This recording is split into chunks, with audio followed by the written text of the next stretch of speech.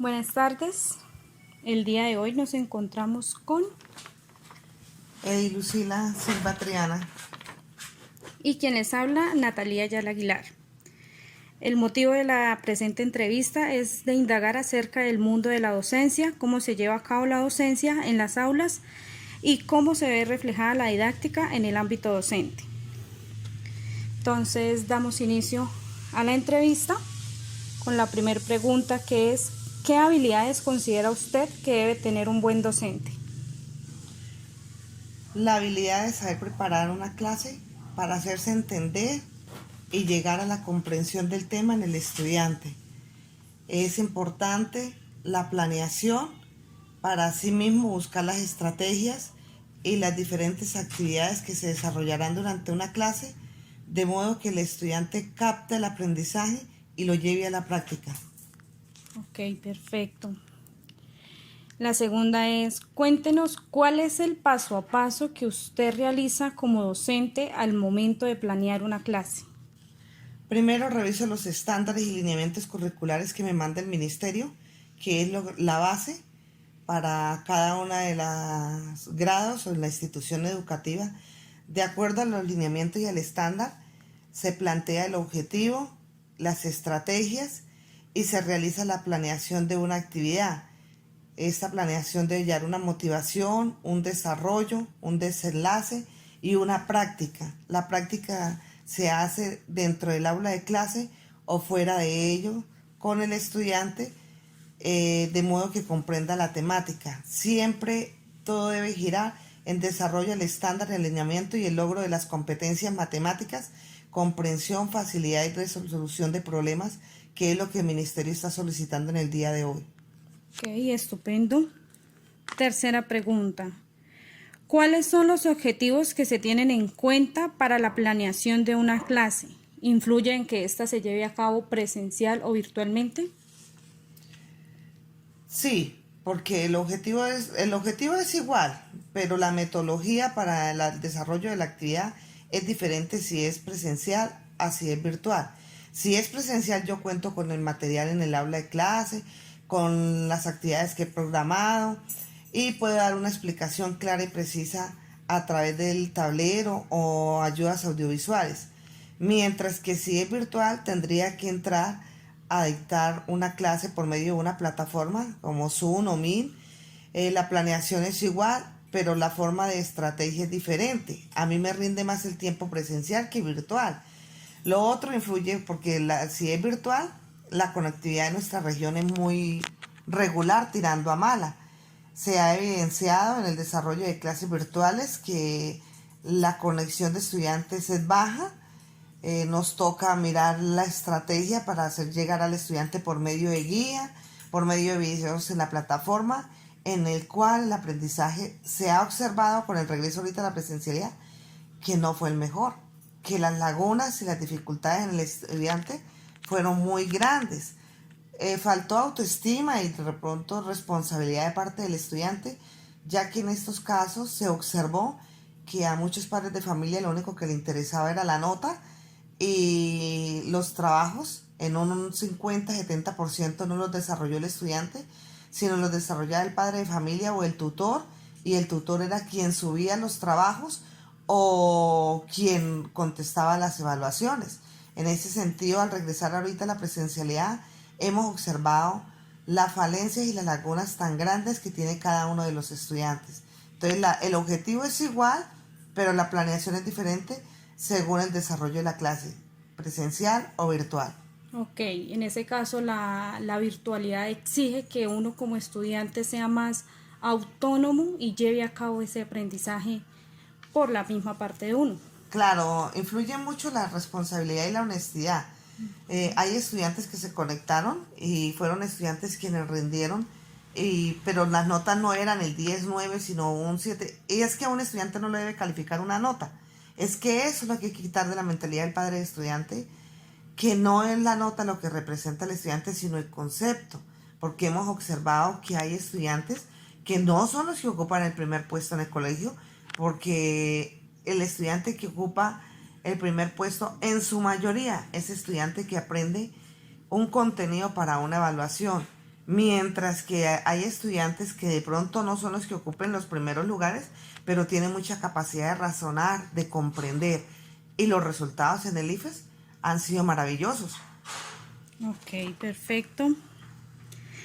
¿Cree que la educación actual en nuestro país es la acertada? No, para mí no, porque nosotros como docentes nos toca regirnos a través de la política educativa que desarrolla nuestro Ministerio de Educación. Empecemos que nosotros como docentes no somos los que creamos los lineamientos, ni los estándares, ni las estrategias que tenemos que desarrollar. Eso lo crea la política educativa, que es lo que desarrolla el Ministerio de Educación a través de cada uno de sus asesores. Hemos observado demasiadas falencias. El gobierno no ha invertido los recursos suficientes en educación. Se ha dedicado solamente como a que con lo mínimo que hay trate uno de desarrollar las competencias de los estudiantes. En estos momentos se encuentran instituciones educativas que no cuentan ni con la infraestructura de saneamiento ambiental, mucho menos de dotación de recursos para dictar una implementación de una clase. Ya nosotros hemos evolucionado, nosotros tenemos que desarrollar el pensamiento crítico en el estudiante. A estas alturas hay instituciones que no cuentan ni siquiera con internet, que es una de las grandes estrategias que uno le permite para una consulta o para un desarrollo y programación de las actividades. Pero para mí, como docente, creo que no es la acertada. Si el gobierno invirtiera un poco más en educación y nos diera la facilidad de desarrollar estrategia y pensamiento crítico en el estudiante, sería mejor. Ok, perfecto. ¿Cuál es el propósito principal en el proceso de enseñanza-aprendizaje? Para mí el propósito principal es que el estudiante aprenda, comprenda, desarrolle, practique, resuelva en un contexto cotidiano, en el que sea un contexto social, familiar, pero que tenga una comprensión y un desarrollo matemático efectivo en cada una de las actividades. Para mí, ese es el objetivo principal. Para mí no es una nota, ni no es lo que el estudiante de pronto desarrolla en el aula, porque se puede observar como docente que hay estudiante que aprende por el momento, más no para la vida. Usted es importante que si aprendió, ejemplo, las tablas de multiplicar, sea una operación que la practique, la desarrolle y la comprenda a través de la solución de un problema, no simplemente para presentar una evaluación. Eso para mí es lo importante, que el estudiante sea capaz de aplicar su aprendizaje a través de los diferentes contextos. Ok. Teniendo en cuenta que la didáctica es la ciencia que estudia la manera como se da el proceso de enseñanza-aprendizaje, ¿cuál cree que es el objetivo de esta? El objetivo de la didáctica es como llevar al docente a buscar estrategias que permitan dar a entender un concepto o un conocimiento al estudiante y lo pueda entender para poder desarrollar. Es la metodología que yo utilizo en la planeación de una clase. Es la consecución de recursos que yo puedo llevar a cabo para lograr la comprensión del aprendizaje en el estudiante. Para mí esa es la didáctica.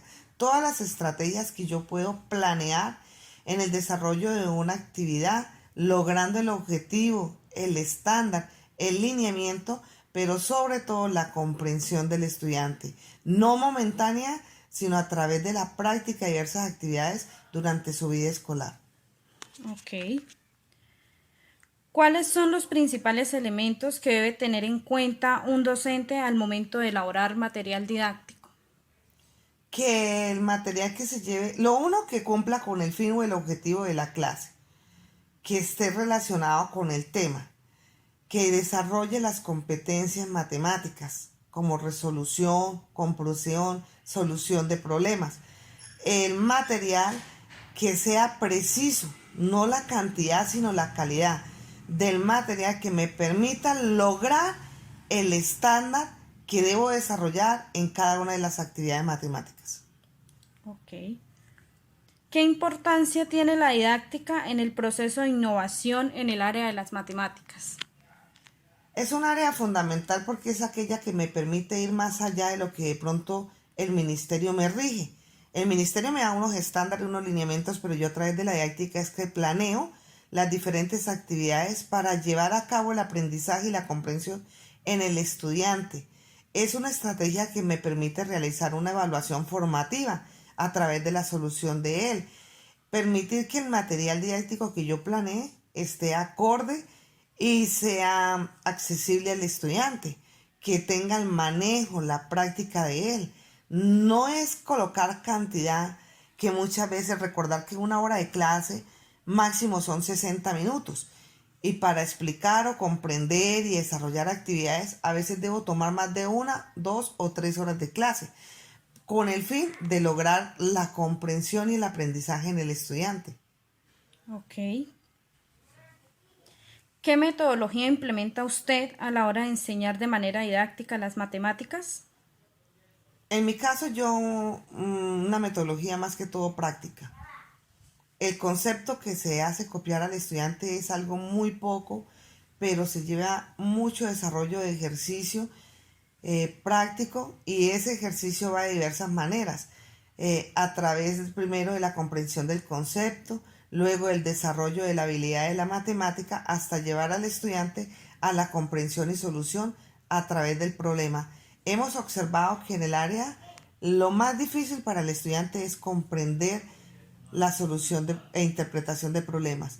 Y para esa dificultad se ha detectado que el error más grande es no saber leer, porque el estudiante cree que leer es repetir lo que dice una hoja, mas no comprender lo que dice un texto. Si el estudiante sabe leer, debe tener mucho aprendizaje de vocabulario, que él comprenda qué significa cada una de las palabras. Y esa es la meta más satisfactoria y la más grande, lograr que el aprendizaje a través de la solución de un problema practique el aprendizaje o el concepto que se está desarrollando en el aula de clase. Ok. ¿Cómo se estimula la búsqueda de conocimientos mediante la didáctica en los estudiantes? Llevando al estudiante a crear de pronto material didáctico, a consultar. El estudiante hoy en día no puede llegar a sentarse en un aula de clase y esperar que el docente le inyecte todo el aprendizaje. Supongamos, una estrategia que ha funcionado maravillosamente es: para la próxima clase el tema que se va a desarrollar es el siguiente: consultar qué aprende, qué dice, qué información trae. En la consulta que hace el estudiante se lleva al aula de clase, se socializa, y en consenso con el estudiante se llega, después de hacer la socialización, a sacar como la definición y la conclusión de lo que significa la temática, y luego se realiza la práctica. Esa práctica ya no se lleva a cabo y que simplemente el docente es el que dicta 1, 2, 3 ejercicios que muchas veces lo sabe de memoria, sino a través de ejercicios que el estudiante lleva, lo lanzamos al aula de clase y entre todos se va solucionando. Se tiene un aprendizaje más práctico, se es activo, se es comprensible y se logra la meta en el estudiante de la motivación. Muchas veces influye la metodología para el amor de la matemática. El estudiante le tiene pavor, terror al aprendizaje. Pero si usted como docente lo uno deja de ser un ogro y tiene empatía con el estudiante, busca estrategias, da oportunidad, le hace coger amor y cariño a la materia. Y no que el estudiante se aleje y lleve a la mortalidad. Observábamos que una de las materias que tiene mayor mortalidad es la matemática, pero es una de las materias que poco a poco el estudiante iba a aprender, y en nuestra institución tenemos el orgullo hoy en día de decir que es la mejor área del IFES, que lleva 10 años puntando hasta llegar el año pasado a obtener un promedio de 10 del 100% en matemática. Ha sido satisfactorio. Entonces se ha inculcado mucho en la metodología, en la didáctica, en la forma de llevar el aprendizaje. ¿Qué es lo otro también que se ha logrado? Que, digamos, si usted observó estadística, la estadística no fue solamente por un periodo, sino llevarla a cabo en la práctica durante todo el año escolar, como para estar recordando el aprendizaje. Y ha sido mayor y satisfactorio el resultado. Ok. ¿De qué depende el éxito del docente en el proceso educativo? Para mí el éxito del docente, la actualización. El docente no debe quedarse simplemente con lo que aprendió en la universidad. Uno con la universidad, en mi experiencia propia, sale con el 30-40% del concepto, del aprendizaje. El otro 60-70% lo aprende en la vida diaria y uno nunca termina de aprender. El éxito está en usted estar actualizándose. Puede ser con sus maestrías, sus especializaciones, sus doctorados, pero no hacer un doctorado por hacerlo en un ascenso en el escalafón, sino por aprender cómo llegar a lograr el aprendizaje en el estudiante. Estar actualizado en las TICs, por lo menos hoy en día, el aprendizaje hay que llevarlo a la plataforma didáctica, electrónica, a través de programas de matemática. Y si usted como docente no maneja los programas, es muy difícil hacer llegar que el estudiante lo aprenda. Hoy en día la matemática no puede ser simplemente cuaderno y lápiz. Debe ir evolucionando, debe ir buscando estrategias, debe ir aprendiendo actividades, seminarios, estar en grupos, en redes de investigación de cada una de las áreas porque son grandísimas. Lo que uno aprende en esas redes son muy buenas para uno poderlo llevar al aula de clase y sobre todo lograr las competencias en el estudiante. ¿Cómo se logran las competencias en el estudiante? Eso lo está demostrando hoy en día a través de las pruebas saber, a través de simulacros, a través de actividades que desarrolla el Ministerio de Educación. Estupendo. ¿Qué aporte nos brinda la educación que permita un desarrollo en la sociedad? El aporte que brinda pues hoy en día la educación es llevar al estudiante a que no se quede simplemente con el bachillerato, sino motivarlo a que continúe su carrera profesional y tratar de salir, ya no es a buscar empleo, sino a generar empresa. Si usted genera empresa, es el boom del momento hoy en día. La situación en Colombia para buscar vida laboral está muy difícil y muy mal paga. Usted consigue mejor trabajo en el extranjero, pero cuando no hay la facilidad, le toca a uno prepararse para salir a montar empresa. Es lo que lleva el ministerio hoy en día a la juventud. Crear nosotros conciencia en ellos de no llegar a ser, si se puede, pues empleado, pero ese no es el fin. El fin es crear su empresa para motivar y contratar gente y poder salir adelante, pero para eso debe estudiar. Ok, sí, señora. ¿Considera que el estudiante desarrolla sus pensamientos y sentimientos a la hora de aprender? Sí, si yo le doy confianza al estudiante y si veo empatía, él los puede lograr. ¿Por qué? Porque él a través de un gráfico, a través de una imagen, me puede estar demostrando una situación de su vida personal, familiar o social. Por eso yo como docente debo tener la agilidad de interpretar cada una de las actividades del estudiante. Pero él me puede expresar a través de sus actividades, nomás con un gesto, con cualquier cosa, qué situación está viviendo, o qué le molesta, o qué le dificulta, para así mismo buscar la estrategia y llevarlo o poder encontrar una solución a tiempo. El estudiante lo manifiesta a través de diversidades actividades. Ok. ¿Cuál ha sido la estrategia implementada que mejor le ha funcionado durante el desarrollo de sus clases?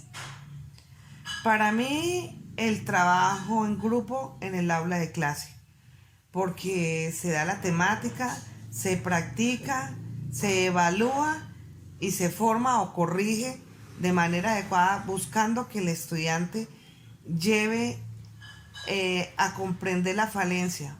En el caso mío, la estrategia en grupo, el trabajo en grupo ha sido maravilloso. Logro bastantes competencias en el estudiante y la evaluación se realiza más que todo formativa, más que cuantitativa, formativa.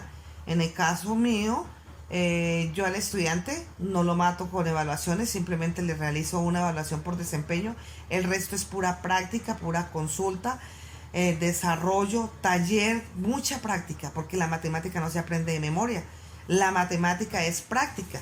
Usted puede realizar 2, 3 ejercicios y ahí no tiene el conocimiento ágil, tiene que seguir practicando, practicando.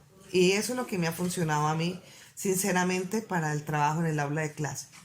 Evaluación formativa y trabajo en grupo. Perfecto, profesora. Última pregunta. ¿Qué diferencia hay entre el instruir y educar al estudiante?